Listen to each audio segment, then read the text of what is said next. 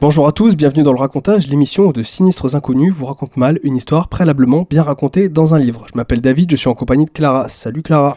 Bonjour David et bienvenue au trublion littéraire amoureux des mots et des histoires qu'on raconte autour du feu, et à toutes celles et ceux qui écoutent le podcast pour s'endormir. Alors, aujourd'hui, on va parler de Sula, un livre de Toni Morrison. Toni Morrison, autrice cultissime américaine, née en 1931 dans l'Ohio et morte en 2019, donc il n'y a pas si longtemps que ça, et qui est accessoirement prix Nobel de littérature en 93 et également prix Pulitzer en 88. Sula, livre très étrange. Je suis très hype de faire ce racontage parce qu'en fait on en a très peu parlé au préalable et je crois que c'est un des livres qui m'a le plus déstabilisé depuis longtemps. On va voir ce que ça donne. Let's go.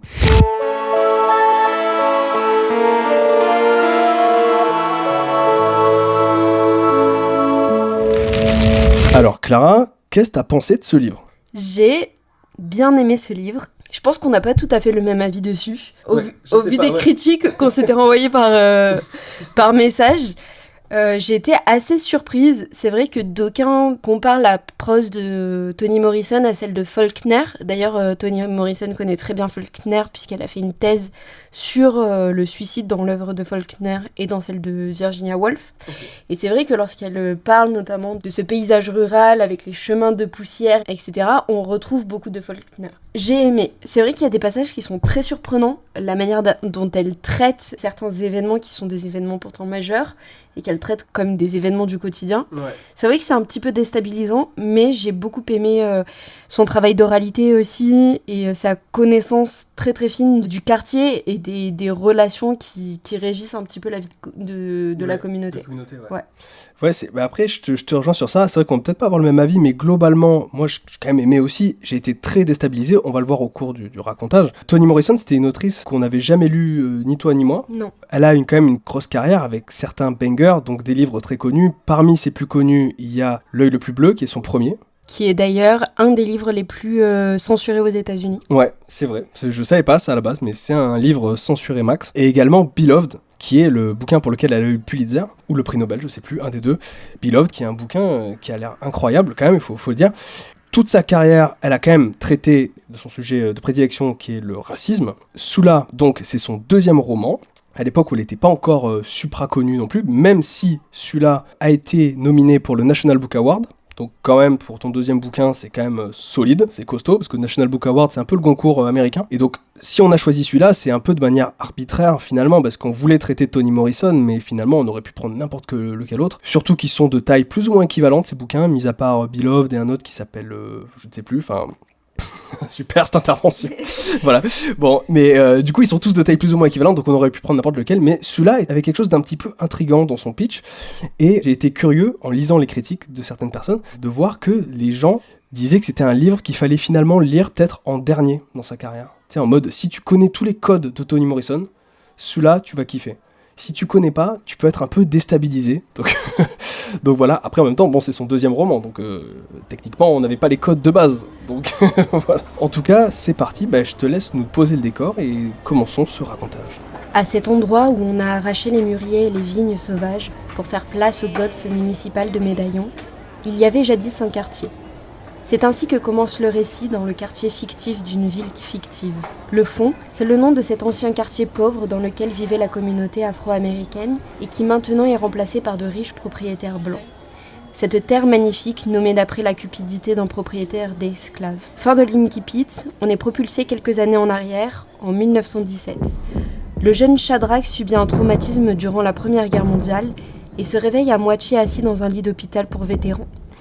Il y découvre un plateau repas dont l'organisation méticuleuse, chaque aliment étant soigneusement séparé, lui procure un certain réconfort. Cependant, lorsqu'il tente de manger, il est soudainement terrifié par une vision hallucinatoire. Ses mains semblent croître de façon démesurée. Pris de panique, il réagit violemment lorsqu'un infirmier essaie de l'aider à se nourrir. Il est alors maîtrisé et placé dans une camisole de force. Curieusement, cette contrainte physique lui apporte un sentiment de soulagement, presque de gratitude, car elle l'empêche désormais de voir ses mains, source de son angoisse. Dans cet état, il éprouve le désir de revoir son propre visage, mais cette aspiration reste hors de portée en raison de son immobilisation. 1 an après son séjour à l'hôpital, Shadrach est contraint d'en sortir, faute de place dans le service. Peu après, il est retrouvé en train de pleurer sur le bord de la route et il est interpellé par la police. Une fois en cellule, il se retrouve à contempler son reflet dans l'eau des toilettes, un moment qui lui apporte un étrange soulagement. Il se rend compte qu'il existe réellement, qu'il est bien là, en vie. Le shérif, après cet incident, décide de le renvoyer dans sa ville natale, le Fond. Après ça, dès 1920, chaque 3 janvier, il traverse le quartier avec une clochette et une corde au cou pour rassembler les gens et leur dire que c'est leur unique chance de se tuer ou de s'entretuer. Les habitants sont d'abord perturbés, mais la journée nationale du suicide finit par s'infiltrer dans la conscience de la communauté et s'intégrer à leur quotidien. Face à ces peurs, Shadrach développe un besoin intense d'ordonner sa propre existence. Le jour du suicide s'inscrit dans cette démarche. Il tente de compartimenter sa peur de la mort en une seule journée. Le besoin d'ordonner et de concentrer l'expérience est un thème important dans celui-là. Je trouve que l'intro et le premier chapitre, du coup, traitent déjà de la notion d'appartenance. Donc, à la fois dans l'Inkipit, quand ça parlait du fond, donc The Bottom en VO, ce quartier qui, du coup, a la lisière d'un monde blanc qui n'est peuplé que par les Noirs, et avec ce Shadrach, qui est déjà un personnage dont on ne s'attendait pas à le voir déjà, et ce personnage-là, également, est un personnage qui cherche son identité, tu vois, il y a dans tout ce premier chapitre ce truc de, il veut voir son reflet, il a peur de ses mains, il y a quelque chose de, il y a une peur de l'identité.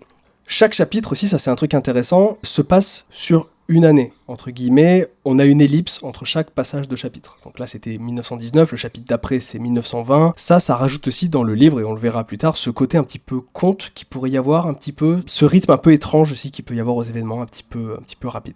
Donc en 1920, on retrouve une certaine Hélène, fille d'une fille de joie créole, qui a été élevée en secret par sa grand-mère, et qui est mère à son tour d'une certaine Nell. Retenez les personnages. Il y aura beaucoup de personnages dans ce livre, retenez-les. Peu sont finalement très importants, mais il y a quand même un truc un petit peu choral. Un jour, Hélène apprend le décès de sa grand-mère et décide d'y aller avec Nell, sa fille.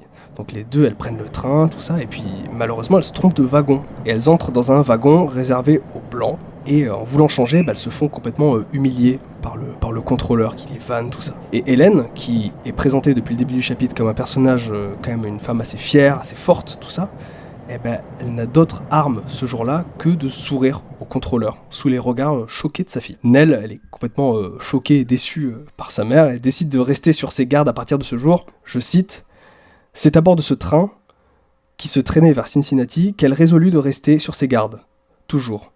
Nell voulait être sûre qu'aucun homme ne la regarderait jamais de cette façon, qu'aucun regard ténébreux, que nul visage pétrifié ne risquerait de l'aborder et de la réduire en bouillie. » Donc pendant ce voyage de 2 jours, Hélène, sa fille et toutes les personnes de couleur du wagon, du coup, vont devoir survivre aux fortes chaleurs, ils peuvent pas faire leurs besoins dans le train, ils doivent le faire dehors quand le train s'arrête et tout. Je trouve que c'est un angle intéressant pour parler de conditions inhumaines, le train, tu sais, j'aurais pas pensé vraiment, tu vois, ce truc-là, même parler d'aller aux toilettes, tu vois, genre, tu sais, il y a ce truc-là, je me suis dit, d'accord, ok, c'est la galère, quoi.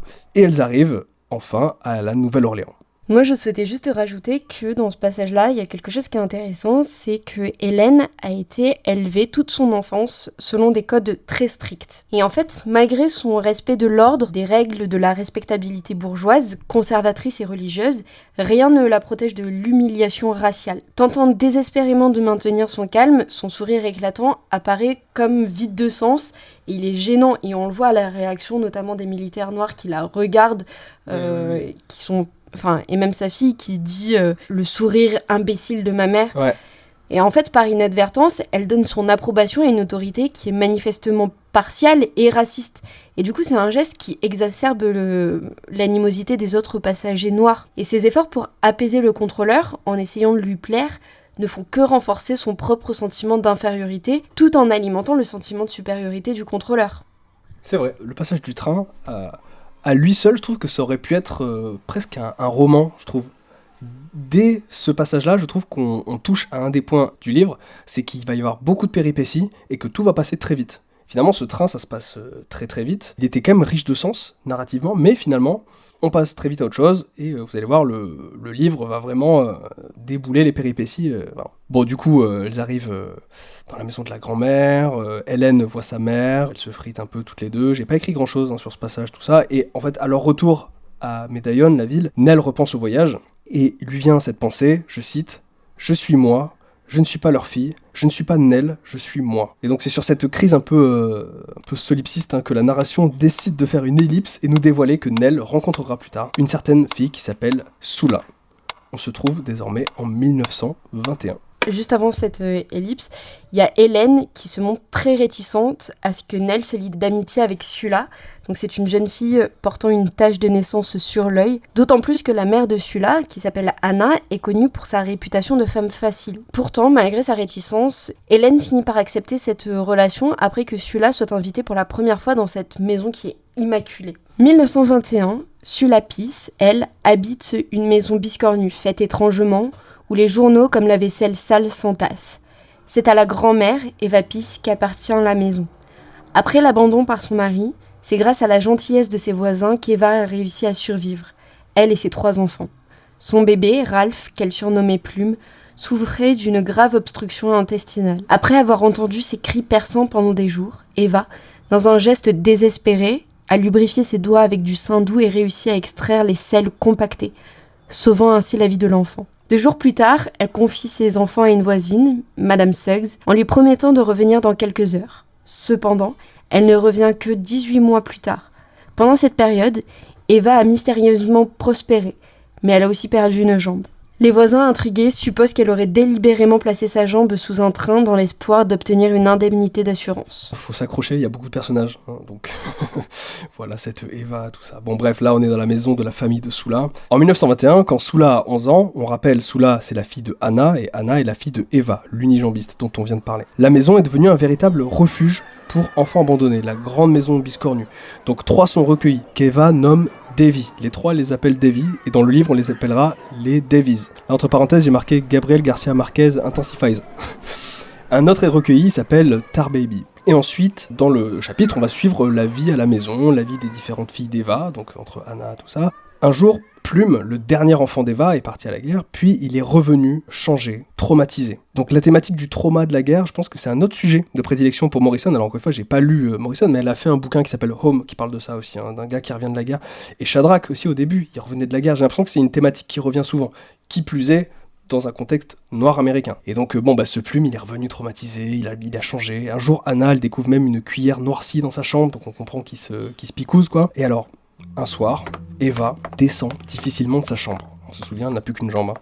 Donc elle descend tranquillement, et puis elle va voir Plume, qui est endormi. Elle le prend dans ses bras, elle se met à pleurer, et puis d'un coup, elle le recouvre d'essence, et elle lui met le feu, quoi.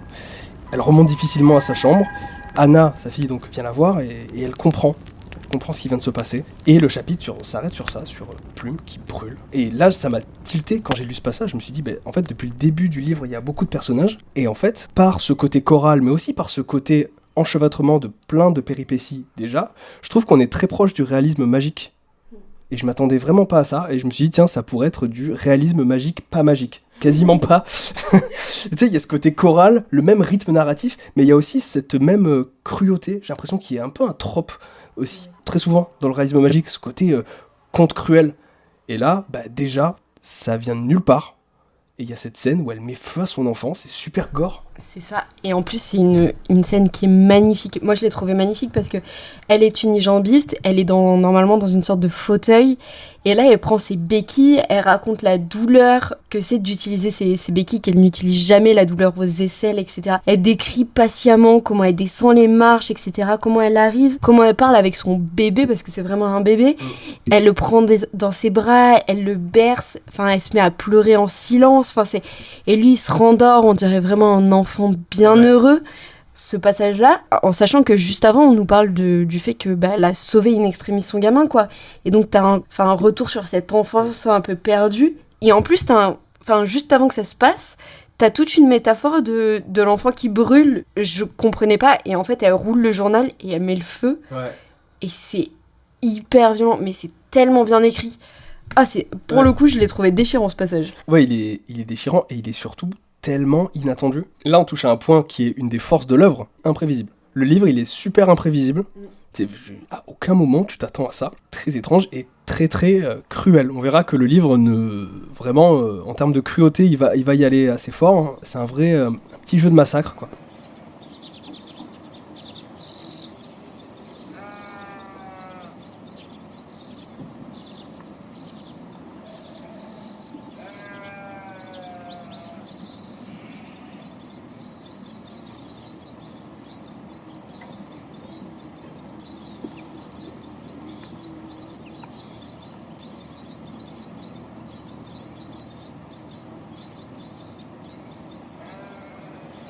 L'année 1921 se termine sur cet acte de ouf, quoi. Et le chapitre suivant se passe en 1922. Nell et Sula sont des potes, elles ont 12 ans, elles se sont rapprochées. Je cite, « Leur rencontre fut une chance, puisqu'elles purent se servir l'une de l'autre pour grandir. Issues de mères lointaines et de pères incompréhensibles, celui de Sula parce qu'il était mort, celui de Nell parce qu'il ne l'était pas, chacune trouva dans les yeux de l'autre l'intimité qu'elle recherchait. » Et en fait, ce sont deux jeunes filles qui présentent des personnalités diamétralement opposées. Nell est calme, elle est réservée, elle est modeste, tandis que Sula se distingue par sa spontanéité et son agressivité. Ensemble, elles semblent incarner les deux facettes complémentaires d'une même entité. Les deux jeunes filles éprouvent un certain plaisir lorsque Ajax, un homme, observe leur corps en pleine transformation et murmure « chair fraîche ». On assiste au rêve de ces jeunes filles solitaires, intersectionnellement bridées parce que femmes, parce que noires. Et en fait, elles trouvent dans la présence de l'autre une amitié qui est longuement recherchée, qui les sort un petit peu de cette solitude. Et en fait, leur amitié, elle est aussi intense que soudaine. Un jour que 4 garçons irlandais catholiques s'amusaient à emmerder les écoliers noirs, c'est à Nell qu'ils s'en prennent, et de peur, elle a dû prendre des chemins détournés pour ne plus se faire surprendre.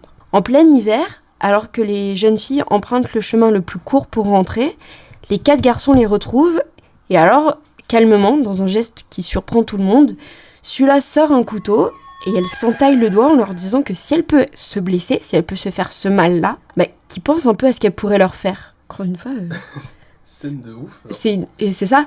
Et même Nell est très choquée puisqu'elle dit qu'elle n'a compris que les garçons étaient partis qu'au nuage de poussière qui les avait suivis parce qu'elle était hypnotisée par la figure de Sula qui était une figure presque comme une icône, c'est-à-dire qu'il les regardait droit dans les yeux, très très calme. Et je trouve ça un peu terrifiant comme passage, quoi. Une enfant de 12 ans c'est clair. Qui a cette conscience-là. Oui, puis Sula, on la connaissait pas encore beaucoup. Là, c'est un des premiers moments où vraiment elle est au centre de l'action et elle fait ça. Okay. Je reviens juste, les jeunes qui les emmerdent, c'est des Irlandais, et j'avais noté qu'il y a une petite parenthèse de lore sur les Irlandais qui est intéressante, où en fait c'était des immigrés irlandais qui étaient à Medallion, mais ils se sont fait refoule par les Américains blancs, et ils ont fini par trouver refuge dans le fond, auprès des Noirs américains, et là ils se sont remis à faire des actions de blancs, parce qu'ils sont redevenus racistes auprès des Noirs. Enfin, je trouve que c'est une thématique qui a l'air assez récurrente aussi chez Morrison, le côté un petit peu protéiforme du racisme. Plus tard, un autre jour, alors que Nell et Sula traînent à côté du fleuve, elle croise un petit, qu'elle surnomme Poussin, Chicken Little en VO. Puis elles jouent ensemble, ils grimpent aux arbres et tout, et puis soudain, Sula, elle le prend par les bras et puis elle le fait tourner, et puis elle le lâche. Poussin, puisque du coup c'est son surnom, il rit aux éclats, et en fait il rit encore aux éclats quand il a glissé des mains de Sula, et qu'il atterrit lourdement dans le lac où l'eau sombre se referme sur lui. Nell, elle reste calme, elle reste sereine, et elle regarde Sula, et elle affirme que personne n'a vu ce qui s'était passé, et c'est juste Sula qui commence à paniquer, elle va voir Shadrach. Ouais, qui habitait en face, il y a la maison de Shadrach en face du lac. C'est ça, et elle toque, et en fait on comprend après qu'il l'a vu, et qu'il lui a juste dit « toujours ». Oui, c'est ça, c'est très bizarre ce passage. En fait, elle va le voir et elle veut lui demander s'il a vu la scène. Et puis là, je cite, je l'ai marqué du coup, il hocha la tête comme pour répondre à une question et lui dit aimablement, sur le ton de la conversation, un ton de beurre frais, toujours. Et encore une fois, ça passe très très vite. Ouais, c'est clair. Et en fait, elles s'amusent, elles sont en train de gratter la terre, de creuser, etc. On sent vraiment une belle amitié puisque à chaque fois, c'est précisé qu'elles font les choses de concert sans se concerter. Et puis, il y a un enfant qui arrive, elle taquine, il s'amuse, etc. Et on sent quand même, pas de la violence, mais lorsqu'elle le prend pour le faire tourner, on sent quand même une pointe de tension. Et lorsqu'elle le lâche, il a aucune réaction, il coule comme une pierre dans le lac. Ouais. Et l'eau qui se referme sur lui, et ça y est, le passage est fini. Et là, ouais, t'as raison sur le truc où on sent qu'il y a une tension. Ça me le fait tilter maintenant, c'est qu'en fait, le bouquin, il a un peu cette rapidité du conte. Parfois, quand il te raconte les histoires des personnes et tout, ça va très vite, il y a des ellipses, des machins. Mais parfois, le temps s'arrête sur une scène. Et je trouve que très vite, t'as cette petite tension intérieure. Tu te dis, oula, si ça prend tant de temps, c'est qu'il se passe un truc pas net. Tu vois. Et là, je trouve que la scène où elle commence à jouer avec Poussin, qui commence à durer un peu trop longtemps, tu te dis, mais attends, c'est pas dans la métrique du livre, c'est pas normal ce tempo d'un coup là où ça s'arrête, ça se pose, il va se passer un truc. Et ouais, quoi, du coup, le chapitre se termine, le corps est retrouvé plus bas dans la rivière, et quelques jours plus tard, il y a l'enterrement du petit Poussin, et puis Nell et Sula, tu présumes qu'elles seront à jamais liées par cet événement traumatique. Et donc là, encore une fois, je reviens sur ce que tu disais, réalisme magique, encore une fois, il y a ce truc ultra cruel et ultra imprévisible. Et à ce moment-là, tu te dis, mais est-ce que chaque chapitre va se terminer sur la mort d'un personnage ou un truc comme ça, je sais pas. Donc... Et en même temps, il y a cette violence-là il y a un enfant qui a été tué, et en même temps, juste après, donc, tu sais qu'on va découvrir le corps, c'est inévitable dans un lac, et en fait, c'est un batelier qui découvre le corps sans vie de Poussin, donc c'est quelqu'un qui est extérieur au quartier, et en fait, pour les Blancs au pouvoir, la mort d'un enfant noir, elle est dépourvue de valeur, et il y a même un des bateliers qui dit, rejette le corps à l'eau, comme s'il méritait pas un autre sort que celui-ci. Ouais. Et donc en fait, ce gamin, il est abandonné 2 fois, c'est hyper dur. Donc sur cette première violence, qui est une violence accidentelle, on a une violence qui est systémique. C'est terrible, cet enchaînement de choses en fait. Et c'est souvent comme ça. Oui, c'est vrai, c'est bien vu ça. Je l'avais pas noté, mais effectivement, tout le passage où des Blancs le retrouvent, tout ça, en fait, ils en ont rien à péter, quoi. Et juste à la fin de ce passage, les filles posent une question qui est, j'ai cité, elles se demandent que deviennent les papillons en hiver. Visiblement, c'est la dernière phrase du chapitre. Visiblement, les animaux en hiver, il faut qu'on sache où ils vont. C'était les canards chez Salinger. Là, ce sont les papillons. Et visiblement, on a plus de considération pour le papillon que pour Poussin, puisque Nell reste silencieuse pendant l'enterrement. Elle est quand même accablée par un sentiment de culpabilité. Celui-là, elle pleure. Et c'est en ça que j'ai l'impression que c'est vraiment les deux faces de la même entité. Elle pleure, mais elle n'a pas la moindre culpabilité. Ouais. Alors, on se retrouve en 1923. Attention chapitre les gars. Donc on retrouve Anna et Eva qui se disputent. On se souvient, Eva est la grand-mère unijambiste et Anna est la mère de Sula. Les deux se disputent, Anna lui reproche de ne jamais l'avoir aimé, Eva se défend en lui rappelant que la vie était très dure. Puis Anna au bout d'un moment lui pose la question, pourquoi t'as tué Plume ? Eva lui rappelle à quel point il était dur à gérer quand il était bébé, puis quand il est revenu de la guerre et s'est installé à la maison, elle explique qu'elle le reconnaissait plus et surtout qu'elle faisait un cauchemar récurrent où elle le voyait tenter de revenir en elle. Cauchemar traumatisant quand même, elle s'imaginait son fils revenir en elle. Et donc elle l'a tué pour mettre fin à la fois à sa souffrance à lui, mais à sa souffrance à elle, parce qu'elle était torturée par ce cauchemar. Je me dis, là, j'ai pas creusé, j'ai juste marqué le truc, mais je me dis, il y a peut-être une idée de thématique, encore une fois, sur le problème identitaire. Ce côté, genre, le retour de l'enfant, j'en veux même plus, tu vois, il y a un truc à creuser, là, sur ça. Mais en plus, c'est terrible, parce que dans le passage où il meurt, t'as juste Anna qui retrouve la cuillère, il dit la cuillère noircie, cuite et recuite, etc. Et donc moi, je pensais, puisque ça vient juste après, que c'est pour ça qu'Eva l'avait tué. Ouais. Enfin, tout bêtement, en fait. Il se drogue, sort de la maison. Et en fait, non, c'est parce que Plume, il voulait plus vivre, il voulait juste retourner dans le ventre chaud de sa mère, qui ne pouvait plus l'y accueillir. Enfin, c'est une vision un petit peu d'horreur quand elle dit « Mais je peux plus le reprendre dans mon corps, etc. » Et en fait, au lieu de le voir mourir désespéré, rouler en boule dans le ventre de sa mère, elle a préféré le faire mourir comme un homme. Mais en fait, c'est terrible parce que ce passage, on ne sait pas si c'est l'hallucination d'une vieille femme ou si c'est la réalité. Oui. Mais en même temps, quand elle dit ça, c'est hyper convaincant. Ouais, ok, là, je peux comprendre. Mais en fait, c'était un rêve. C'est horrible. Et elle t'explique, non, mais c'est parce qu'il veut revenir en moi et j'ai plus la place de l'accueillir. Et je vais devoir l'accueillir parce que je peux plus lutter contre ça. Elle se met à pleurer quand elle y pense et tout. Elle raconte ce passage avec le sein doux. Et c'est hyper convaincant. Plus tard, Anna va dans le jardin, elle va préparer le feu pour faire à manger et tout ça. Eva regarde par la fenêtre et puis soudain, Anna brûle. Donc elle a dû prendre des cendres, on sait pas, elle se met à brûler. Scène un peu de terreur. Eva, dans un moment un petit peu sans réfléchir, sans rien, elle décide de se jeter par la fenêtre pour éteindre le feu avec son corps. Elle casse la fenêtre, bam, bam, elle se jette et elle atterrit à côté d'Anna, elle s'écrase sur le sol. C'est ça, elle essaye de ramper misérablement vers Anna, qui brûle. Ouais, qui pleure, qui brûle. Les voisins, ils arrivent. Eva et Anna sont transportées à l'hôpital. Anna mourra de ses blessures et Eva survivra. Et, j'ai noté, Eva se souviendra d'avoir vu, pendant qu'elle rampait dans le jardin, Sula qui regardait sa mère brûler sans intervenir. C'est ça, qui n'est pas choquée, mais elle était plutôt intéressée par la scène. Ouais. Et c'est encore une scène de jeu de massacre que j'ai trouvé hallucinante. Quand je disais, j'étais en mode, mais qu'est-ce que je suis en train de lire ? Le côté de la grand-mère qui se jette de la fenêtre, elle s'écrase dans le jardin à côté. Et c'est à côté. Ouais, c'est grotesque un peu. C'est ça, et en plus, c'est la grand-mère unijambiste qui rampe. Ouais. Enfin, t'as le voisin qui arrive, qui essaye qui arrive avec une bassine d'eau. Mais c'est terrible comme scène. Et en fait, à chaque fois que ça arrive, on n'a pas une prémonition, mais on a un petit indice. Juste avant, pour Plume, c'était cette scène un peu terrible avec des flammes. Là, c'est la robe rouge qui l'enserre. Enfin... Et là, vraiment, j'étais à un moment, on est quasi à la moitié du livre, peut-être pas encore, mais... Et j'étais en mode, mais qu'est-ce que je suis en train de dire ? C'est quoi ce bouquin, en fait ? De quoi ça parle ? Chaque année un mort. Chaque année un mort, mais c'est trop bizarre. Donc voilà, ça c'est une des scènes les plus marquantes, je trouve. On fait un petit saut dans le temps, là on passe 4 ans, on est en 1927.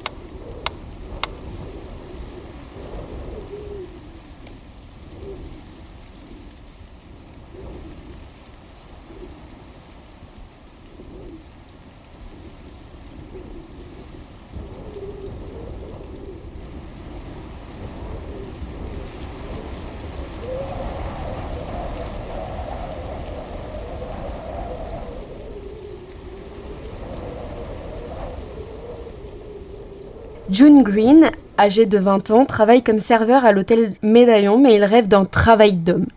Lorsqu'il apprend qu'un projet de construction d'une nouvelle route menant à la rivière est en cours, il espère vivement y participer.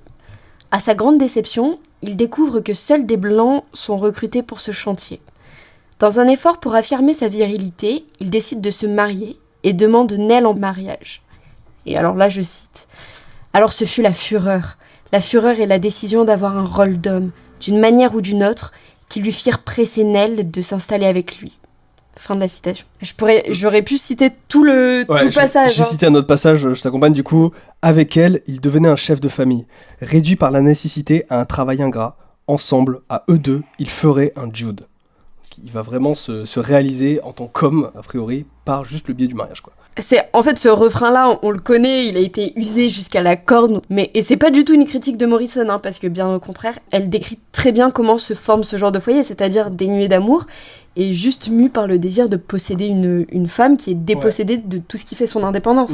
Puisqu'il épouse pas Nell pour ce qu'elle est, mais pour ce qu'elle va lui apporter et pour être un homme, en fait. Et du coup, peu après l'obtention de son diplôme, il se marie dans une cérémonie qui est grandiose. Nell, influencée par les valeurs traditionnelles de sa mère et marquée par le traumatisme de la mort de Poussin, accepte sans réserve son rôle d'épouse soumise. Et celui-là, elle est pas moins excitée par le mariage, au contraire, elle rêve même de devenir la demoiselle d'honneur. Après leur mariage, Sula quitte le fond pour poursuivre ses études à l'université sans jamais y revenir pendant 10 ans.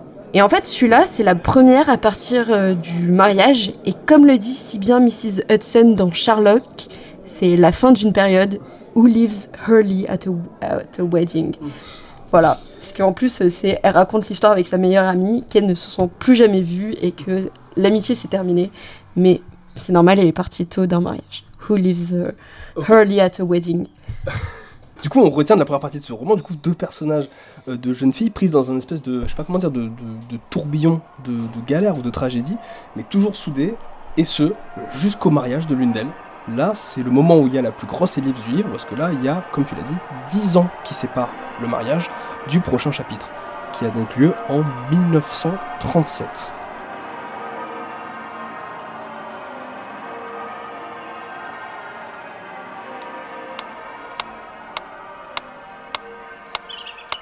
« 1937, Sula est de retour, accompagné d'une invasion de rouge-gorge, encore une fois, réalisme magique intensifies, au sujet de cette calamité, parce que les gens du fond voient tous ces oiseaux, tout ça, comme une espèce de mauvais présage et tout. Je cite un passage, « Le sens du mal, c'était de lui survivre. Et ils avaient décidé, sans même savoir qu'ils l'avaient fait, de survivre aux inondations, aux blancs, à la tuberculose, à la famine et à l'ignorance. Ils connaissaient bien la colère, mais pas le désespoir. Et ils ne lapidaient pas les pécheurs pour la même raison qu'ils ne se suicidaient pas. C'était indigne d'eux. » Donc là, je trouve que c'est un passage intéressant, mais il m'a un peu questionné. Parce que je trouve que Morrison, si j'ai bien compris, parlant de ces gens du fond qui réagissent comme ça, elle prône une forme de résilience, comme une forme d'arme de défense un peu. C'est comme ça que je l'ai interprété, je sais pas si c'est juste. Mais du coup, je trouvais ça peut-être un peu paradoxal. Je me dis, est-ce que le silence et cette acceptation en fait du peuple noir, est-ce qu'il peut être vu comme de la pure intelligence, tu vois, un anti-talion ou quoi, genre en mode, nous, par notre résilience, on est plus fort, ou comme une forme de soumission extrême, tu vois, je sais pas comment dire, tu vois. Est-ce qu'elle prône cette résilience, ou est-ce qu'elle critique une forme d'endormissement ? Je sais pas. Je sais pas, et j'ai l'impression qu'elle joue avec ça aussi. Ouais, clairement. J'ai l'impression qu'elle joue un peu sur les deux côtés de cette résilience, en montrant le bon côté qui est une réponse à l'arrivée de celui-là, et ensuite au délitement final, quoi. Ouais. Oui, du coup, c'est toujours dur. C'est pour ça que le livre, il questionne beaucoup, il déstabilise beaucoup, parce que tu sais jamais vraiment, en fait, ce qu'il veut vraiment faire. Et là, avec le peuple du fond qui réagit comme ça, j'ai pas trop su. Je me dis, mais est-ce qu'ils sont soumis ou est-ce qu'ils sont très forts ? Je sais pas. Bon. Il y aura sûrement beaucoup de bruit dans l'enregistrement. On enregistre avec la fenêtre ouverte parce qu'il fait 2000 degrés. Donc, désolé, vous serez à Marseille avec nous. Bon, Sula, elle revient quand même un petit peu en mode slay. Elle retourne chez sa grand-mère. Celle-ci lui reproche de ne pas s'être mariée, tout ça. Sula, elle lui dit un petit peu ses 4 vérités. Il y a un gros clash. Et puis finalement, Sula s'en va. Et on comprend qu'elle finira par la mettre sous tutelle. Voilà. Donc déjà, elle arrive, elle fait le ménage. Elle dit, Eva, tu dégages. Nell, de son côté, sent au changement de l'atmosphère que Sula est de retour. J'ai même aimé ce truc un petit peu... un poil mystico, sororité, léger. C'est à peine abordé à ce moment-là, mais... je trouve ça cool, tu vois, le côté, elle sent que Sula est de retour. Et du coup, les deux se retrouvent. Le retour de celui-là, c'est un retour houleux, parce que y a l'invasion de Rouge-Gorge, qui est considérée comme un premier signe, et en plus, elle prend le temps, qu'elle n'avait pas fait jusque-là, pour décrire sa tenue. Et elle dit, donc je cite, « Sa toilette ressemblait plus à celle d'une star de cinéma que tout ce qu'on n'avait jamais vu. Une robe en crêpe noire éclaboussée de zinnias roses et jaunes, des queues de renard, un feutre noir avec une voilette abaissée sur un œil. » Elle prend le temps quand même de donner plein de signes à cette arrivée de celui-là, ouais. Et même le passage entre Eva et celui-là, c'est un passage qui est superbe, qui est très très bien écrit. Elle lui dit, donc là je cite Eva, « Me parle pas de brûler, t'as regardé ta propre mère, sale punaise, c'est toi qui aurais dû brûler. » Enfin, voilà, et là, on assiste à une explosion de rage, cette fameuse female rage, qui est trop bien écrite. Et voilà, et en plus, il y a l'autrice qui connaît et qui manie très très bien l'oralité. L'oralité a une finesse ici incroyable, c'est parfaitement manié. Ouais. Voilà. C'est vrai que c'est bien écrit, je serais curieux de le voir en VO, je pense que ça va être encore plus punchy avec un peu là, ce côté un petit peu concis de l'anglais, tu vois. Et en plus, parce que c'est un dialogue, mais c'est pas écrit comme un dialogue, c'est-à-dire c'est pas tiré à la ligne, etc. Non, c'est chaque personnage a dans la description le droit à une parole qui est insérée. En fait, ce sont vraiment des incises dans le texte, enfin vraiment c'est hyper mordant, mais même au niveau de l'écriture. Et vraiment, quand elle se jette les trucs, que Sula lui dit de la fermer, enfin, ferme ton clapet, enfin... Mais c'est trop bien écrit, quoi. Et en même temps, ce qui est étonnant, c'est que tu vois, par exemple, cette forme, si on parle vraiment de forme d'écriture, elle utilisera quasiment que là. Et je trouve que ça rajoute, encore une fois, au côté imprévisible du livre, et là, cette fois sur la forme, où en fait, le livre, il va passer d'un système d'écriture à un autre, très souvent. Et c'est ce qui le rend vraiment un peu, encore une fois, étrange, ce livre. Je trouve que ce passage, il est très fort, et il y a quasiment que lui qui est écrit comme ça. Il y a un autre passage juste après qui sera écrit à la première personne, aussi, qui est super déstabilisant. Mais même en plus, et c'est ça qui est assez étonnant, c'est que jusqu'à présent, il n'y avait pas d'interaction entre celui-là et sa grand-mère. Non. C'est-à-dire que sa grand-mère, juste avant que Anna ne meure, se dit que celui-là, c'est une jeune fille imprévisible, impétueuse, etc. Mais ça s'arrête là. Là, 10 ans se sont écoulés, et en fait, ça devient hyper tendu. Eva critique le célibat de celui-là. Ce à quoi celui-là, elle dit « Oui, mais toi et maman, vous avez vécu seuls. » Et Eva lui dit « Non, mais nous, c'était pas par choix, etc. » Alors que dans les chapitres précédents, c'était par choix. Ouais. Et on le voit. Donc on comprend pas pourquoi Eva lui dit ça. On comprend tout simplement pas. Ouais. Ça arrive comme un cheveu sur la soupe. Pourquoi la situation s'envenime, on ne sait pas non plus. Encore une fois, super déstabilisant, quoi. Du coup, Nell sans que Sula revient, et du coup les deux se retrouvent. Les retrouvailles des girls, hein, ça se passe au départ très bien, les deux rigolent, elles évoquent des souvenirs, ainsi que l'état de la ville dans laquelle Nell est restée pendant tout ce temps. Et puis la discussion progressivement devient de plus en plus sérieuse. Hein. On apprend à ce moment-là que Sula est partie faire des études à Nashville et n'a jamais donné de nouvelles pendant 10 ans. Jude arrive, Jude le mari de Nell, direct. Il se plaint de sa condition, de machin, et Sula le rembarre un peu vite. Au sujet de ce que Jude raconte, je cite, c'est très bien écrit. Un récit génial où perçait la colère et un désir abject de se faire consoler. Il termina en disant qu'en ce monde, un avait le plus grand mal à tracer son sillon. Jude s'attendait à être récompensé par les tièdes mamelles de la pitié, mais avant que Nell pût les faire couler, Sula s'écria qu'elle n'en croyait rien. La vie, elle l'a trouvée plutôt belle. Sula rembarre clairement Jude, hein, qui était là juste pour se faire plaindre. Et Sula, elle voit dans ce passage-là, j'ai l'impression, la violence blanche comme une forme aussi de jalousie ou une sorte d'amour secret des Noirs. J'ai trouvé l'argumentaire de Sula pas très clair. Ouais. Ah ouais, j'ai pas compris. Là, pour le coup, j'ai pas compris ce... Moi non plus. Je me suis dit, là, est-ce que c'est complexe ou confus ? Je sais pas. C'est ça, c'est que moi, jusqu'à présent, enfin, jusqu'à cette scène-là et ce qui va suivre, j'avais quand même un peu de... Je sais pas, j'avais de l'empathie pour celui-là, tu vois, qui essaye de survivre, etc., ouais. Qui perd sa meilleure amie, qui perd une partie d'elle-même aussi, donc elle part, et puis elle revient. Celui-là est considéré comme une femme noire, indépendante, impétueuse, fière, etc. Tandis que Nell, du moins ce que j'en ai lu dans les critiques, il y a une grosse réprobation autour de cette figure-là, comme si elle essayait de vivre comme les Blancs, alors qu'en le lisant, j'ai pas trouvé... Moi non plus. J'ai pas trouvé ça.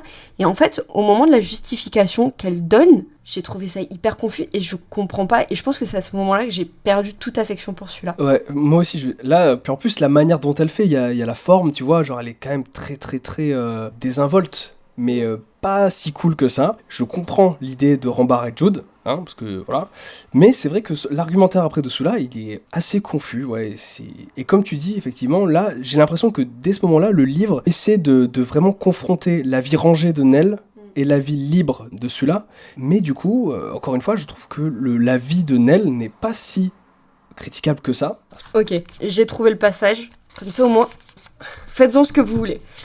Je veux dire, je ne vois pas pourquoi faire tant d'histoires, franchement. Le monde entier vous adore. L'homme blanc vous adore. Ils passent tellement de temps à s'inquiéter de votre pénis qu'ils en oublient le leur. Tout ce dont ils rêvent, c'est de couper les couilles d'un... Si c'est pas de l'amour et du respect, je voudrais savoir quoi. Et les femmes blanches, elles vous poursuivent aux quatre coins de la terre. Elles vous cherchent sous chaque lit. J'ai connu une blanche qui ne sortait jamais après 6 heures de crainte d'être raflée par un... C'est pas de l'amour, ça ? Elles pensent au viol dès qu'elles vous voient. Et si elles n'ont pas le viol qu'elles ont cherché, elles crient quand même au viol pour n'avoir pas cherché pour rien. Les femmes de couleur se minent la santé rien que pour se pendre à vos basques. Même les gosses, blancs ou noirs, filles et garçons, passent leur enfance à se ronger les sangs parce qu'ils croient que vous ne les aimez pas. Et pour faire bonne mesure, vous vous aimez vous-même. Il n'y a rien au monde qui aime un noir autant qu'un autre noir. Pour moi, on dirait que vous faites envie au monde entier. C'est trop bizarre comme passage.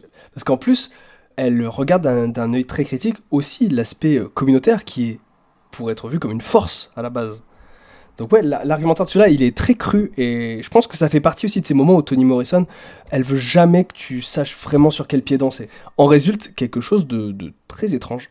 Et s'ensuit un passage étrange, du coup, comme je le disais tout à l'heure, à la première personne. C'est Nell qui raconte. C'est le seul passage du livre qui est à la première personne.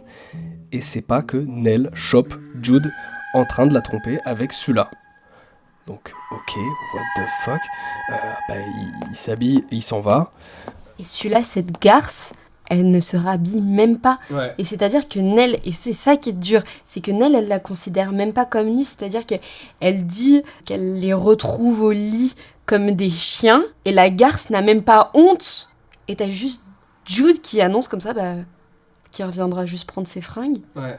Passage très choquant, et je veux dire, c'est encore un chapitre qui, comme les autres, se termine sur une tragédie. Donc la première partie, il y avait des morts à tout va, et là, le chapitre se clôt sur une vraie tragédie aussi, là, genre, cette dinguerie, quoi.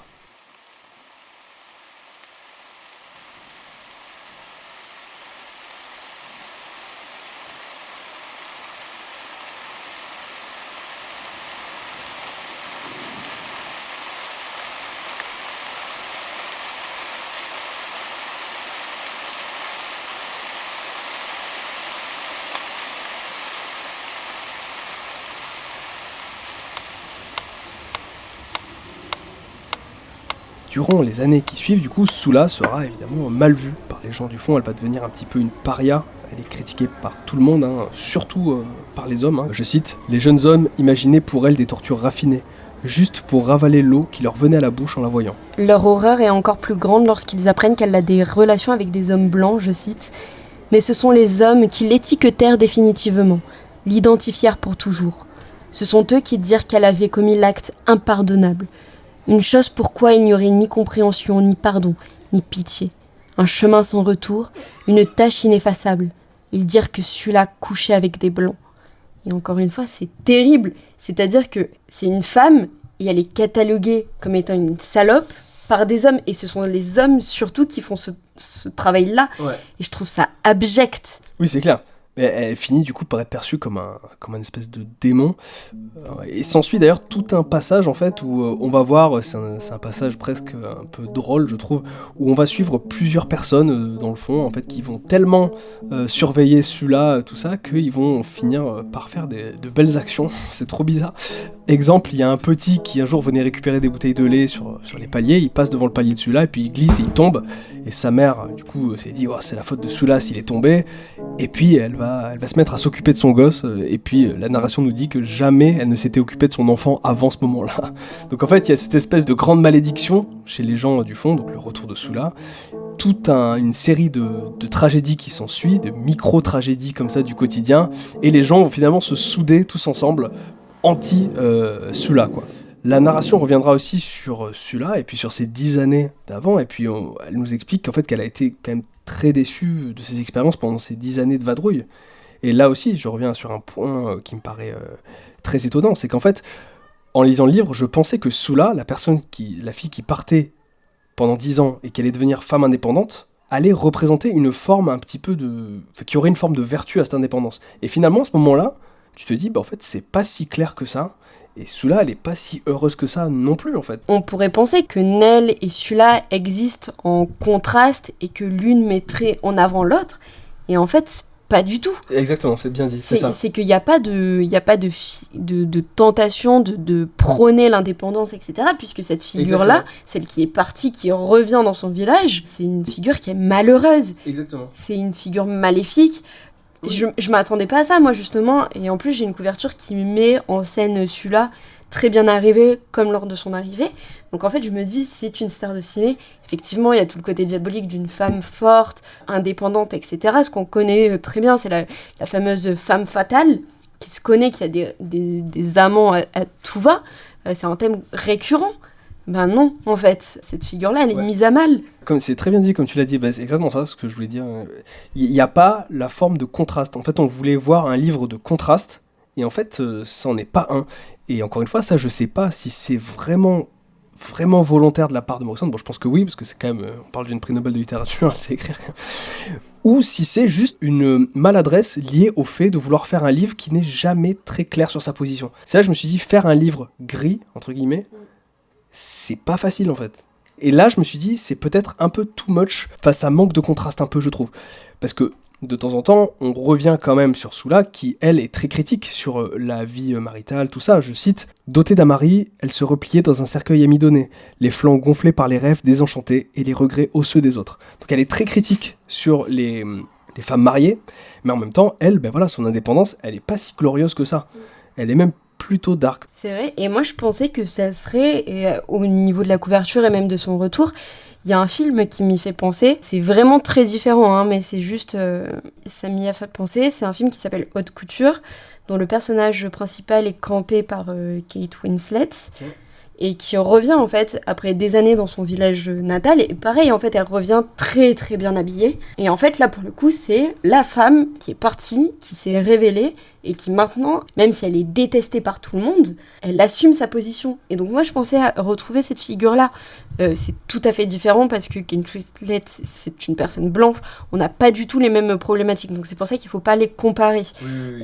Mais voilà, moi je pensais qu'on aurait quand même ce retour-là, un peu, voilà, on retourne dans une ville poussière, etc.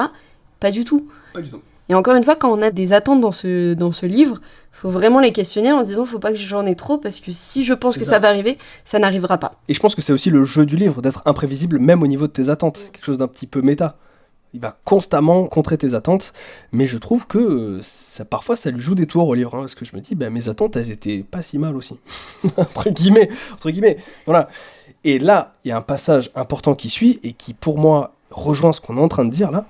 On suit Sula dans sa vie de tous les jours, et puis un jour, elle retrouve le fameux Ajax. Ajax, on s'en souvient, c'était le gars qui les matait quand ils étaient plus jeunes. Ok. Et elle va commencer une relation avec lui. Donc au départ, c'est une relation vraiment lubrique, max, évidemment, dans le mood de celui-là. Et mais petit à petit, ça devient, si je comprends bien, une histoire d'amour quand même. Et Sula va petit à petit connaître une forme de bonheur avec ce Ajax, ce passage-là. Et encore une fois, c'est étrange, parce que je me suis dit, est-ce que c'est pas une sorte de paradoxe, ou alors de but contre son camp, où je me dis, si le livre Sula est une forme de critique de la vie rangée, ce qu'il n'est sûrement pas quand même, c'est étonnant de voir que le personnage de Sula n'est heureuse qu'à partir du moment où elle a une vie de couple. Tu vois, même la notion d'indépendance, je l'ai questionnée à ce moment-là. Je me suis dit, est-ce que c'est vraiment un livre sur l'indépendance ? Parce qu'en fait, là, elle se trouve un mec, ils vivent ensemble, ils vont bien, et là, elle est heureuse. C'est ça. Donc, qu'est-ce que ça valait, cette indépendance, alors ? Très étonnant, à ce moment-là. Bref, on suit l'histoire avec Ajax, tout ça. Un jour, Tarbaby, c'était un jeune qui avait été recueilli par Eva dans la maison. Il est blanc. Il est blanc et il est saoul. Ah, il est blanc. Ouais, il est blanc et il aime tâter de la bouteille. C'est vrai. Ah, il biberonne. D'ailleurs il se fait arrêter pour ça. C'est vrai qu'il est blanc, j'avais zappé. Ajax va le voir en GAV, parce qu'il s'est fait choper par les Schmitt. Et Ajax se fait convoquer au tribunal, parce que ça s'est mal passé avec les flics. Et une ellipse plus tard, Sula se retrouve seul. Ajax s'est fait arrêter, je crois qu'il a eu une peine, ou je sais pas ce qu'il a eu, j'en sais pas trop. Je note au sujet d'Ajax un passage que j'ai trouvé très très beau, que je vais citer. C'est Sula qui pense à Ajax, et elle dit « Une peau noire, très noire, si noire que seul un frottement insistant et prolongé à la paille de fer l'aurait décapé, que sous le noir, il y aurait eu l'éclat de la feuille d'or, et sous la feuille d'or, le froid de l'albâtre, et loin, très loin, sous le froid de l'albâtre, encore du noir, mais cette fois, le noir tiède du terreau. » Là, je me dis, mais c'est un poème, ça. C'est trop beau. Je trouve que c'est vraiment un des passages les plus beaux du livre, qui parle de la peau noire. C'est presque un poème sur l'épiderme. Et je trouve qu'aussi, il y a... Ça, j'ai pas creusé non plus, je l'ai noté vite fait comme ça, mais encore une fois, ce problème d'appartenance. Parce qu'il y a quand même cette notion de beauté de la peau noire, mais cette volonté de la frotter pour voir ce qu'il y a en dessous, comme pour s'en laver aussi, tu vois. Il y a plusieurs, entre guillemets, peaux noires dans le livre, et à chaque fois, c'est précisé par l'autrice. C'est-à-dire que Sula est noire, Nell est noire, mais c'est précisé que Nell n'est pas noire comme Sula l'est. Ouais. Alors, je n'ai pas la citation exacte, j'essaie de la ressortir de mémoire. Elle dit que Nell a la couleur du papier mâché.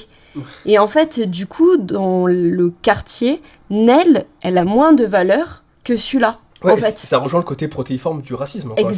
Exactement. Et en fait, il y a ces degrés-là de perception. Enfin, c'est. Oui, c'est clair. Oui, parce que Nell a des origines créoles aussi, il y a ça, c'est ça. C'est ça.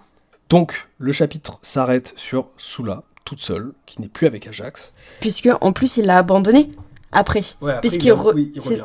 Il revient, et en fait, elle l'a accueilli, et lui, il perçoit une nouvelle impulsion domestique en elle, et il met fin à leur relation après lui avoir fait l'amour une dernière fois, et il part, parce que lui, son truc, ce sont les avions, il pense à sa prochaine destination, et juste, il part, et c'est tout. Et celui-là, elle est dévastée par cet abandon, et elle cherche un peu des traces de cette venue, comme si elle avait besoin de preuves. Et là, encore une fois, je trouve que c'est terrible, parce qu'elle trouve le passeport de Ajax, qu'on appelle Ajax. Ouais. Et en fait, c'est pas son prénom, c'est A.Jacques. Et du coup, elle dit, mais en fait, je te connaissais même pas, puisque la seule chose que je te demandais, c'était ton prénom. Et même ça, je ne l'ai pas eu, je ne l'ai même pas possédé. Donc en fait, au moment où elle veut posséder son amant, elle lui possède rien de lui. C'est encore plus abyssal comme perte. Ouais, c'est vrai. Et ça se termine encore une fois par une tragédie, en fait. Je pense qu'en fait, chaque chapitre se termine par une tragédie, maintenant que... Oui. Sauf le mariage en 37, qui était le seul moment presque joyeux du livre, même si Sula partait très tôt dans le mariage, il y avait quand même ce truc un peu froid quand même, mais quand même ça se terminait sur un mariage, donc c'était beau. Mais le reste du livre, putain, c'est que des fins sur des tragédies, quoi. Et on va continuer sur cette petite run de tragédie, parce qu'on est maintenant en 1940, et donc un an plus tard, Nell est devenue femme de ménage, après le départ de Jude, et Sula est malade.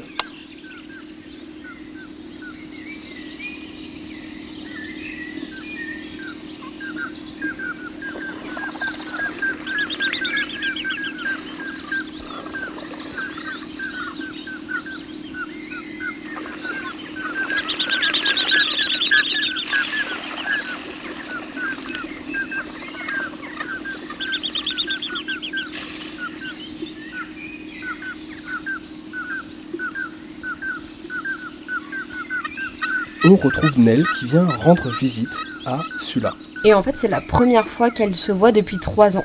Elle lui propose de l'aider et Sula lui demande d'aller à la pharmacie pour elle. C'est à ce moment que Nell trouve enfin le courage de lui poser la question qui la tourmente depuis longtemps. Pourquoi a-t-elle couché avec Jude ?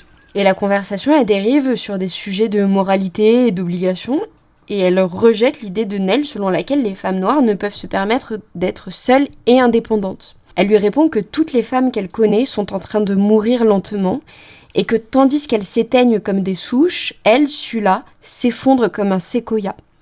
Elle affirme que la solitude lui appartient, tandis que celle de Nell, c'est une solitude qui appartient à quelqu'un d'autre.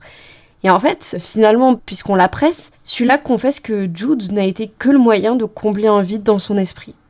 Et en fait, avant que Nell ne parte, Sula lui pose une dernière question. Enfin, elle lui demande comment peut-elle savoir que ce n'est pas Sula qui a été la meilleure des deux. Sula, elle dit des trucs vrais là-dedans. En fait, je trouve que le moment où Nell lui dit, je cite, « Tu ne peux pas tout faire.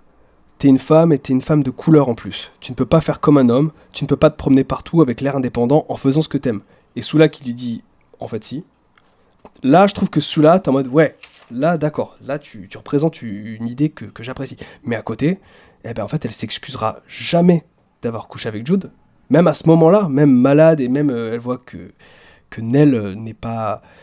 Enfin, Nell serait prête à en discuter avec elle, hein, vraiment, elle est ouverte, quoi. Et Sula reste vraiment bornée sur ça. Et ouais, je reviens sur ce que tu disais tout à l'heure. Enfin, Sula est un personnage... très dur et difficilement appréciable. Là, à ce moment-là, j'étais en mode... t'es un peu une connasse, là, quand même. Franchement, et Nell, elle est... Tu vois, c'est elle qui est venue. C'est Nell qui est venue au chevet de sa pote. Et c'est... Enfin, je sais pas, c'est très étrange, encore une fois, quoi. Genre, tu peux pas apprécier le personnage de Sula, ou alors c'est très dur. Quand bien même, elle a aussi des bonnes idées. Tu vois, le côté... affirmer son indépendance. Oui, c'est très belle idée. J'aurais envie de l'apprécier, le personnage, pour ça. Parce que je me dis, mais là, oui. Là, tu portes des valeurs super. Par contre... excuse-toi, wesh. Mais c'est ça. Mais même le passage où Jude part et que Nell raconte sa douleur, qu'elle raconte cette boule grise dans sa gorge, etc. Je l'ai trouvé. Il est trop bien écrit. Et en fait, moi je m'attendais presque à ce que le personnage éponyme soit un personnage héroïque, tu vois, qui dise, bah voilà, je suis femme, je suis noire, je vais me battre pour tout ça, contre la vie domestique, contre tout ça, et en fait, le personnage qui reste, c'est celui de Nell, et c'est celui pour lequel j'ai le plus d'empathie, et c'est même un personnage que j'apprécie, tu vois, qui est hyper bien aussi, et même quand on suit ses rêves, même quand elle est petite et tout, je trouve qu'il est mieux construit que celui de Sula, il a plus de cohérence en tout cas. Clairement. Ah ouais, clairement. Et ce qui est étonnant, c'est on revient, micro-parenthèse, je reviens sur... On est d'accord, l'épisode est peut-être complexe, hein, je pense que ce sera l'occasion pour vous de le réécouter une deuxième fois. C'est un podcast tiroir. C'est l'épisode du train au tout début, quand Nell voyait sa mère sourire au contrôleur et tout, et Nell se disait, je veux jamais être comme ma mère, tout ça. Je me dis, c'est étonnant parce que je m'attendais à ce que Nell soit à ce moment-là, elle, porteuse de la notion d'indépendance. Et finalement, pas tant. Ça aussi, là, je me dis, le livre, il est étrangement conçu. Là où je suis d'accord avec toi, mais pas tout à fait. C'est-à-dire que, tu vois, quand elle regarde le sourire idiot de sa mère, elle dit, effectivement, je serai jamais comme ça. Et en fait, je trouve, et ça revient en fait sur un petit peu notre discussion sur la résignation, c'est une femme, Nell, qui est résignée. C'est-à-dire, Jude est partie, elle a regardé la cravate, elle a pris ses 3 enfants, parce qu'elle a 3 enfants. Jude est parti, il les a tous abandonnés. Ensuite, ce qu'on n'a pas dit, c'est que celui-là l'a abandonné, lui, il est parti à Détroit. Et en fait, Nell, c'était résignance et résiliation, et c'était, il faut continuer. On prend le train comme il est, et on va continuer. Et c'est en ça que moi, je trouve que Nell, elle a plié, mais elle n'a pas cédé. Et c'est en ça que je trouve c'est le personnage avec le plus de force. Parce que Sula, c'est très facile, ce truc de dire moi, je suis une femme indépendante, moi, j'ai tout, etc., etc. Tu vois, elle veut tout prendre, mais rien garder. Et Nell, au contraire, qui, pourtant, on dirait qu'elle a pas grand-chose, etc., mais elle prend un peu de tout. Et c'est une vraie femme forte, pour le coup. Malgré tout. Et c'est ce malgré tout qui fait que Nell, c'est une vraie femme forte telle qu'on pourrait le... voilà. C'est clair. Et contre toute attente, quand tu achètes un bouquin qui s'appelle Sula, c'est ça. Et qui parle d'indépendance. Mais oui, et puis même le fait qu'elle se retrouve sur le lit de malade de Sula, qui est aussi son lit de mort, hein, on va le voir, et le fait qu'elle dise, tu m'as tout pris, et tu m'as tout pris, à un tel point qu'elle lui a pris toute forme d'amour aussi, hein, puisque c'est Ji, lorsque Jude est partie, elle se résigne au fait de ne plus recevoir d'amour. Et elle dit, mais c'est pas grave, die que die, ça va aller. Et le fait de se retrouver quand même sur le lit de mort de Sula, en disant, ok, on va en discuter maintenant, ça montre une force de caractère que Sula n'a pas. Et du coup, tu l'as dit, hein, Sula, après ça, meurt de sa maladie. C'est ciao. Au revoir. Elle meurt chez elle, du coup, sans souffrance.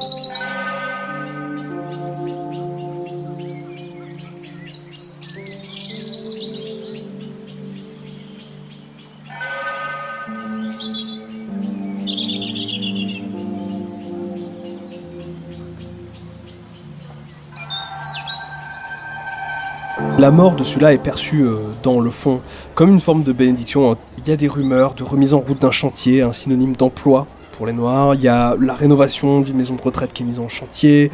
Enfin, la ville reprend un peu vie sur les cendres de cette personne. Alors, je tiens juste à préciser un truc sur la mort de Sula. Elle adopte la position fétale, elle porte son pouce à la bouche. J'ai eu l'impression de retrouver Plume un peu. Et soudain, elle prend conscience que son cœur a cessé de battre et que sa respiration s'est arrêtée. Et elle comprend qu'elle est morte. Et dans un souffle de sérénité, elle se dit... j'ai hâte de dire à Nell que la mort, en fait, c'est indolore. Et ça se finit comme ça. Ça se finit sur une dernière pensée qui est en fait une pensée qui est destinée à Nell. Mais que Nell ne saura jamais. Que Nell ne saura jamais. Mais oui, c'est vrai, j'ai pas noté. Et la mort, elle est étonnamment douce de Sula à ce moment-là. Du coup, la vie semble aller mieux dans le fond. Hein. Et puis, petit à petit, il y a un peu des calamités qui arrivent. Il y a un froid polaire qui tombe sur la ville. Il y a de plus en plus de galères. Et du coup, les gens commencent à redevenir un peu aigris, quoi. Et puis un jour, il y a une forme de folie collective qui invite tous les habitants à suivre Shadrach dans son annuelle procession improbable. On se souvient, Shadrach, c'est ce fou du bus qu'on avait au début de l'histoire et qui fait sa journée nationale du suicide avec sa clochette et qui marche. Et alors ils le suivent, c'est une scène qui est assez folle, ils se mettent tous à suivre Shadrach dans sa procession. Et ils se dirigent tous vers le tunnel. Ça, c'est le fameux chantier synonyme d'emploi qui n'en finit jamais de commencer. Qui n'embauche toujours pas de noirs parce que durant les spéculations, on disait que ça y est, ils allaient embaucher des noirs, etc. Et là, finalement non.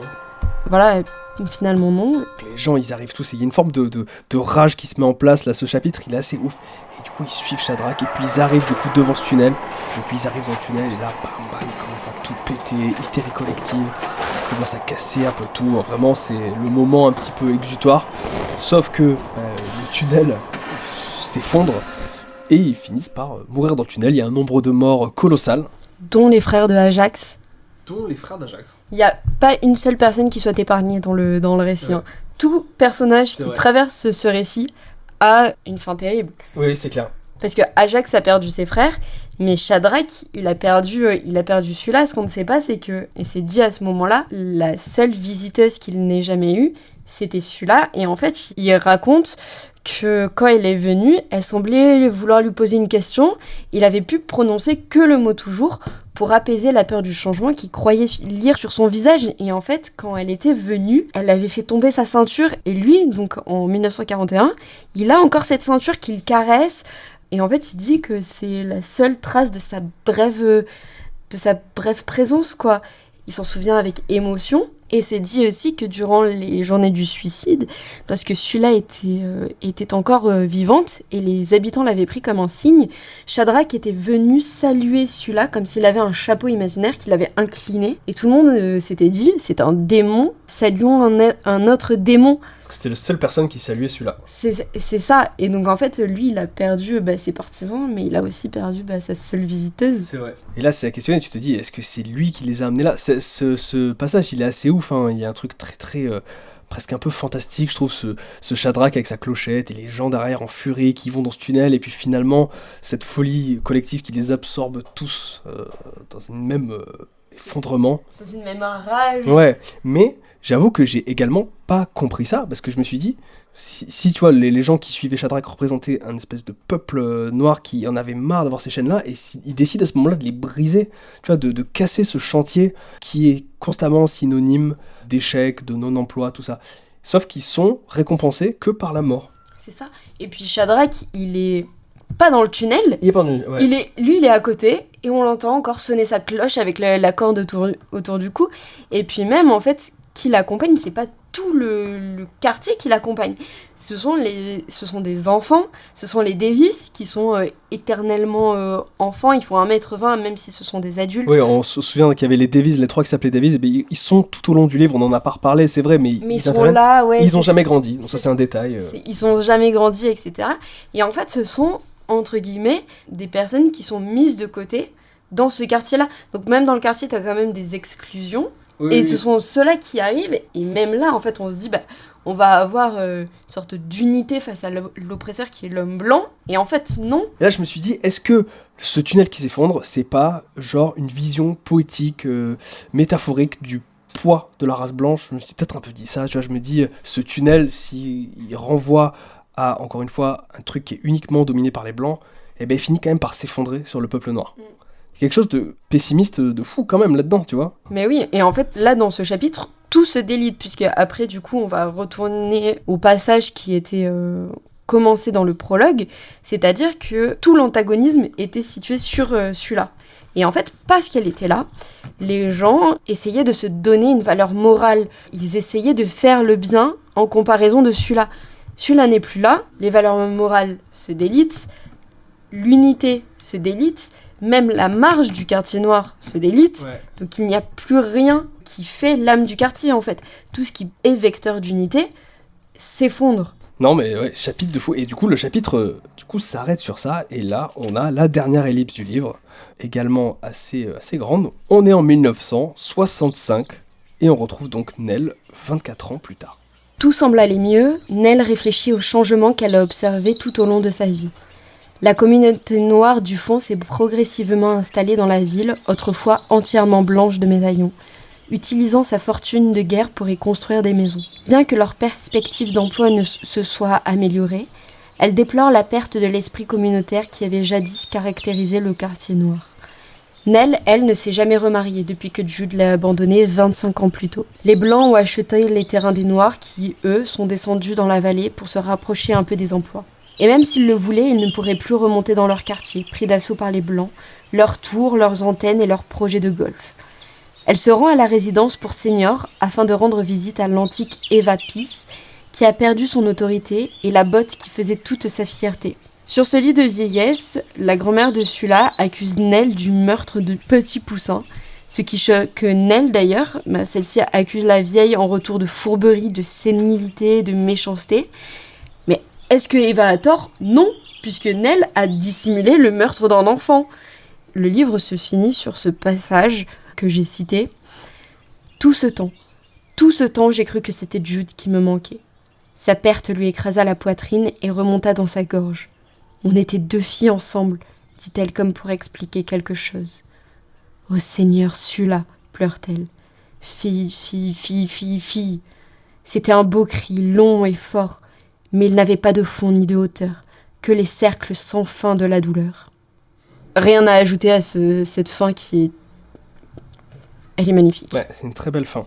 J'ai quand même trouvé étonnant qu'elle pleure celui-là à la fin, mais en même temps, c'est très beau.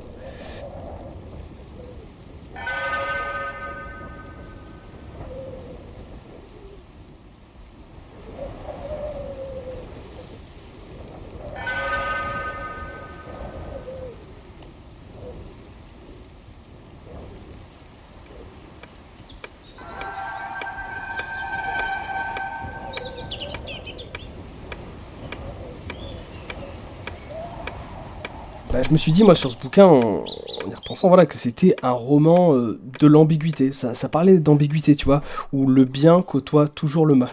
Le livre, il est jamais moralisateur, au même titre qu'il n'est jamais clair sur ce qu'il veut transmettre. Je pense que c'est vraiment une volonté. On l'a dit tout le long, alors c'est le racontage où on a, je pense, le plus discuté, le plus analysé en cours de racontage, donc je pense que là, on a déjà écumé tout ce qu'on voulait dire sur le bouquin. Mais du coup... Je sais pas où s'arrête l'ambiguïté et où commence sa maladresse. Je pense que c'est un livre qui est pas maladroit, mais il est volontairement très ambigu, mais je trouve peut-être un peu trop ambigu. Alors, justement, pour parler de cette ambiguïté, j'ai une opinion sur ce livre. Vas-y. Je te laisse me dire ce que t'en penses, Dis-moi. Mais je suis persuadée, et ça c'est aussi la fin qui me laisse penser, que Nell et Sula étaient amoureuses l'une de l'autre. Ah ouais? Okay. Je pense qu'il y avait quelque chose de homo-érotique entre ces deux filles. Bah, en vrai... Je pense que c'est ça, puisque en fait, elles parlent... Alors, non pas qu'une amitié passionnelle soit forcément homo-érotique, absolument pas, mais je trouve qu'il y a quand même des clés... Enfin, il y a une clé de lecture, tu vois. Le fait que lorsqu'elle regarde celui-là qui est nu, c'est le corps de celui-là qu'elle décrit, qu'elle connaît. Alors, le Jude, on s'en fout, il est débraillé, c'est toujours celui-là qu'elle va rechercher. C'est vrai. Et t'as une description physique presque amoureuse de l'une et de l'autre. Tu vois, quand elles se cherchent, elles discutent des hanches, t'as tout un truc de aller chercher dans les cuisses, etc. Lorsqu'elles se rencontrent. Et je trouve que ça peut être une des clés de compréhension du roman. C'est pas faux. Mais c'est vrai que le livre, il est très lubrique, il est très porté sur les corps, il est très porté sur la sexualité aussi, ça je m'attendais pas à ce que ce soit à ce point.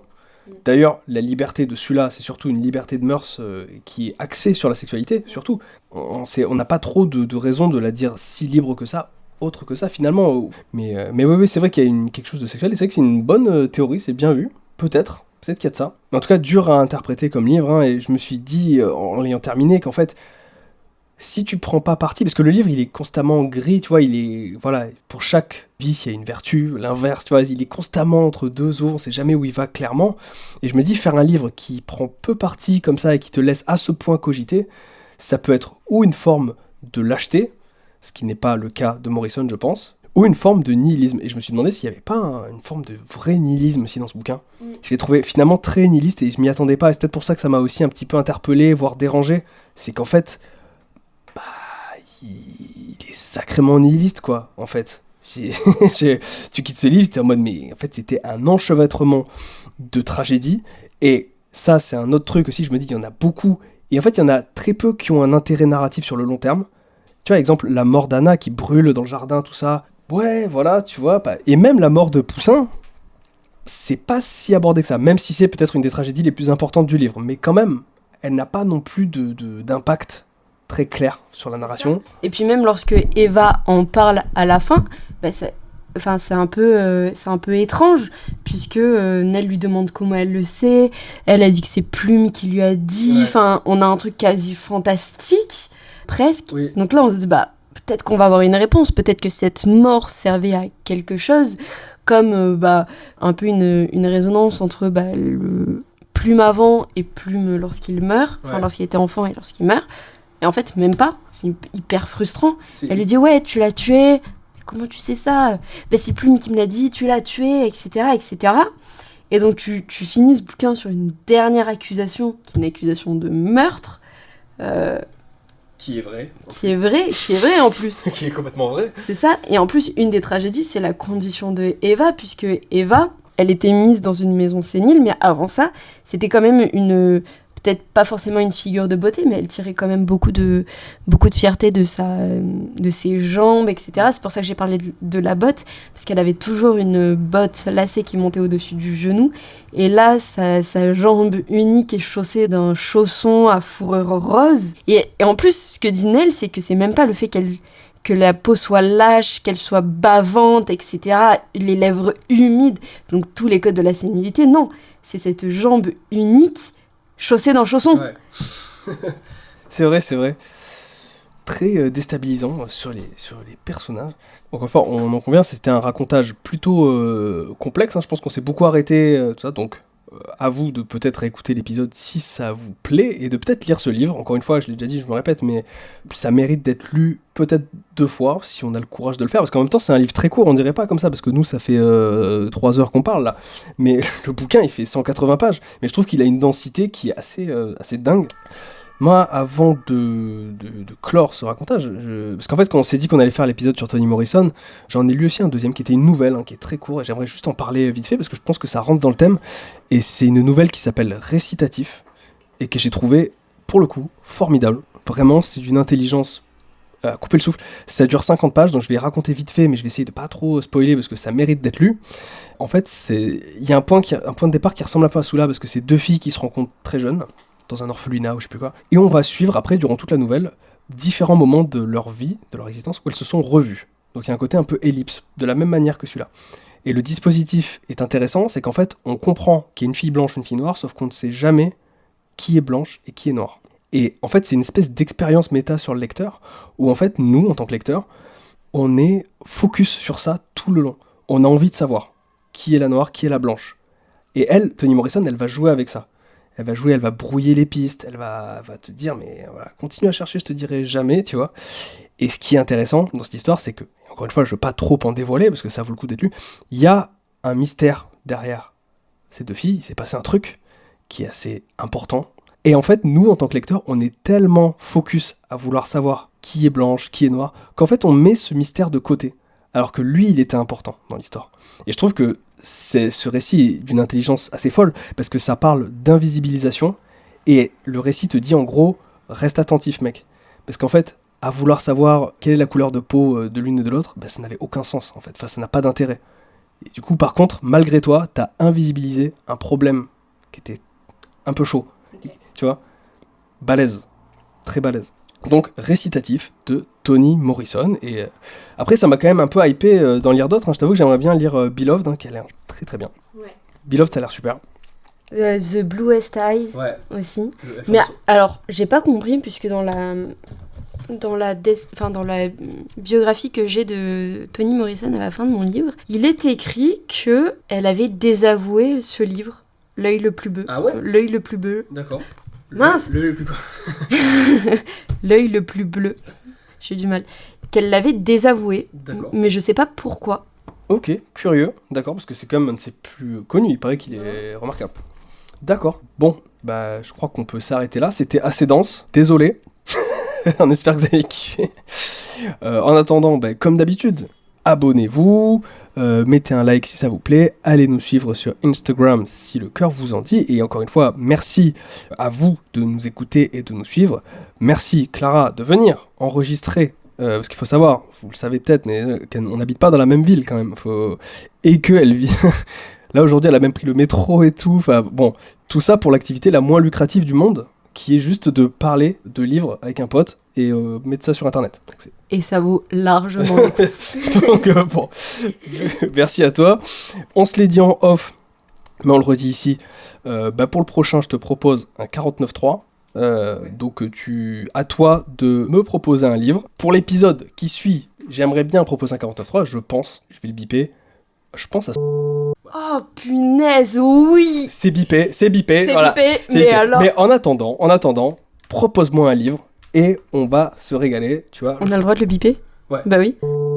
Super chaud. Les amis, les 2 prochains épisodes, je suis chaud. Ah mais c'est sûr. 49.3 sur ce bouquin. Ça va être chaud à raconter ça. Hein. Oh.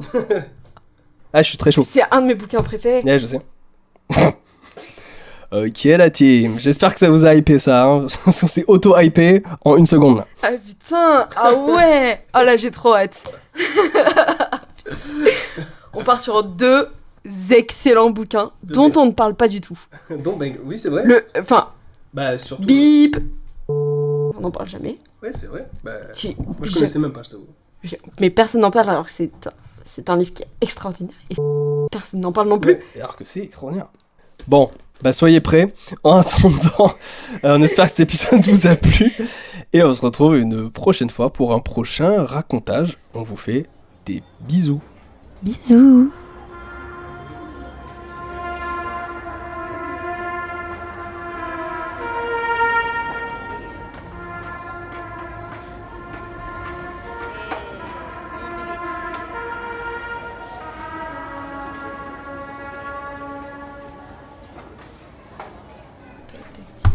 Ah oui, les patates, tu vas devoir faire à l'ancienne quoi. Puis j'ai des ongles donc... Ça va ASMRiser.